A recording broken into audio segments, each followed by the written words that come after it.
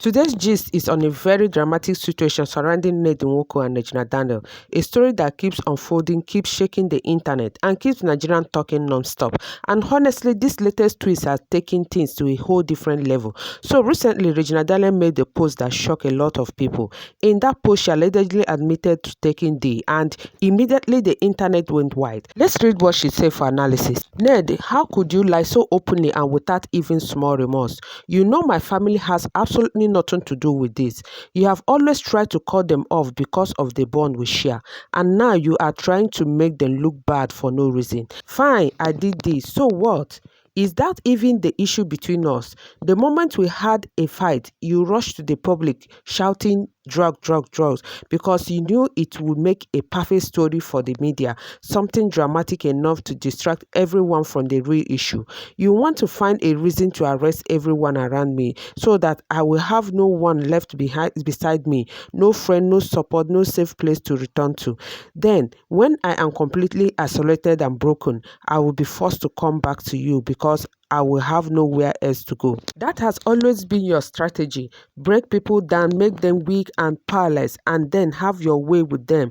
But guess what? It's not going to work this time. Not anymore. You say you want me to go for rehab, but you are the same Ned who always wanted me high because in your words, I am sexier when I am high. You like me that way because it made me wild and romantic, exactly how you wanted me to be. Why don't you also tell them how you force yourself on me whenever I say no? Why don't you tell them how you lock me up, seize my phones, and suddenly declare me mentally unstable the moment I say I no longer want to be in this relationship? But once I change my mind just to get out of that locked room, suddenly I am fine again. I'm no longer mentally unstable and apparently not in need of rehab anymore. Why don't you also tell them that all your wife and ex-wife are on D? And can you be kind enough to explain to them why that is?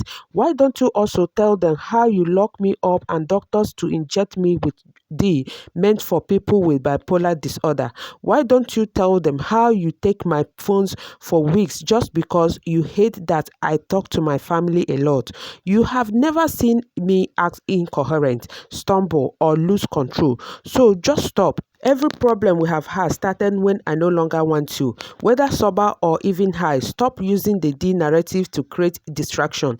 Tell people the truth. I understand, Sha, you are feeling rejected and hurt, and you are struggling to make peace with the fact that it's all over. Let me make this very clear. No matter how much you think you spend on me, it can never equal the value of the time I gave you, my prime years, my energy, my career opportunities. I sacrificed while being with you, and for the record, I would have filed for divorce long ago if there were a legal marriage between us. We were never married in any court of law, and no documents were signed. Leave me alone, Ned. Marriage is not by force. Love is not by force. Stop trying to control what no longer belongs to you. Now, whether things she said were in anger, frustration, or pain, we don't know, but the impact of her words is already massive. Let's break it down one after the other. First of all, when you are in a situation where you are fighting for your children or preparing for a custody battle, admitting anything relating to substance use, even casually, is a very delicate thing. It gives the other person a major advantage because nobody wants to hand children over to anyone who looks unstable or struggling with addiction. Even if she was speaking from the place of honesty or vulnerability, the timing, the wording, and the intensity of the revelation were not in her favor at all. And because this whole fight is now playing out publicly, it also spilled over into business relationship. Brands are very sensitive. They want clean image. They want ambassadors who look stable and reliable. So that statement, even if she later explains it, has the power to make brands back away. And that's something, many fans are worried about for her. However, in that post, she claimed she wasn't taking substance before she married Ned. According to her, Ned allegedly used to say he liked her high when they were intimate. She even mentioned that other wives and ex-wives were also taking substance and that Ned should explain that part. Now, these are extremely high accusations, whether they are true or not. She's saying so much unguardedly, which is giving Ned upper hand against her. Then she talked about the years of her youth, her prime that she gave Ned Nwoko. She said no amount of money spent on her can equal the opportunity she lost. And to be honest, that part touched a lot of people because we all saw Regina as a very young rising actress with the world at her feet. She had fame, beauty, relevance, and the potential to build her empire. But she chose Ned and she sacrificed a lot, whether for love, comfort, or stability. And this is where people start blaming her mother online, saying her mother should have guided her better. According to many commenters, Regina was too young and her mother should have protected her from making such life-altering decisions. She also said that she would have divorced Ned long ago if they were legally married, that there were no documents signed. Really, that puts her in a very helpless situation because legally speaking, that limits what she can claim from that marriage. It makes it easier for Ned, harder for her. Now, look at the situation on every side. Ned holds the advantage. Financially, he is extremely capable. Legally, he seems to be in a stronger position.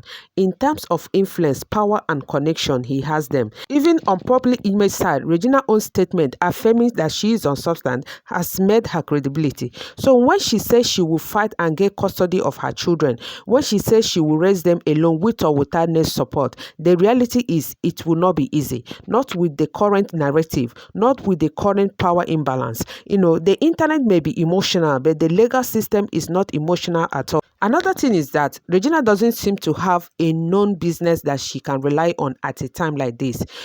She had the platform, the influence, the popularity to build something solid for herself, a brand, a company, something that will be going on for her that a time like this she can fall back on. That's really very unfortunate. So the best course of action for her right now is to go for rehab. That is the first most important step, not because of Ned, not because of social media, but because of herself, her mental health, her stability, her future, and her children. If she completes rehab and gets certified clean, that will help her a lot. It will restore her public image. It will bring back corporate confidence and strengthens her custody case. Because one thing about life is this: even if you fall, if you stand properly, people will clap for you.